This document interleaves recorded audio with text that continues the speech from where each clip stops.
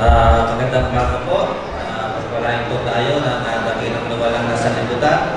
I'm Kuya Go Ferdinand Sarasa ng Eastern Luzon Region 6. So mga Kuya Go, mga club president, which regards lang po dun sa, idagdag ko lang po dun sa mga gusto pong magpa-transfer natin mga Kuya. Kasi alam naman po natin sa ating bagong PEC or sa ating mga kadadatin na meron tayong bill of rights. May karapatan tayong lumipat kahit saan mo region, provided na meron po tayong mga clearances. Number one po, dapat po, meron po tayong, before po tayo mag-request ng mga clearances or certificate of standing or eligibility for transfer, dapat po, baka po, hingi po tayo ng accommodation doon sa ating pupuntahan na club o region para yun po yung magiging basis natin para isyuhan po tayo ng ability to transfer or eligibility for transfer.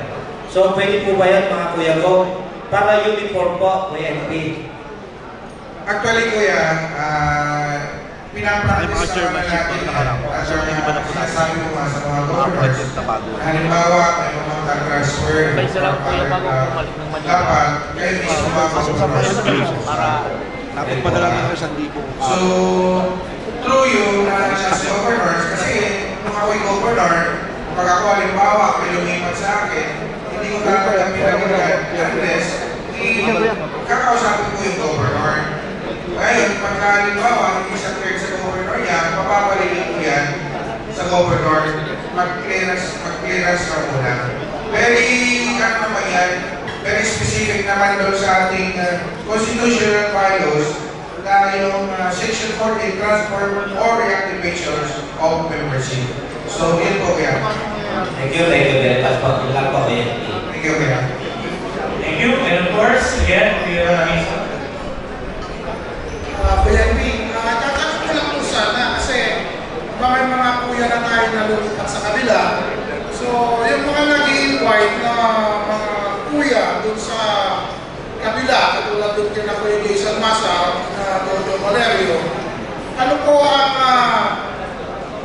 rules natin kung yung mga ibang governors ay makikita natin during the induction ng kanilang mga region o mga club dun sa kabila ng mga atin, yung mga kuya natin na galing mismo dito sa atin. Ano po ang gagawin doon kuya sa? Actually kuya, yung mga kuya natin, especially mga governors, ang ginawa po natin, sinomon po natin, binigyan po natin sila ng show cause order to explain. Hindi po tayo agad-agad na sabihin natin doka. Ang ginawa po natin, binigyan natin sila ng show cause to explain ano yung rason bakit nandun.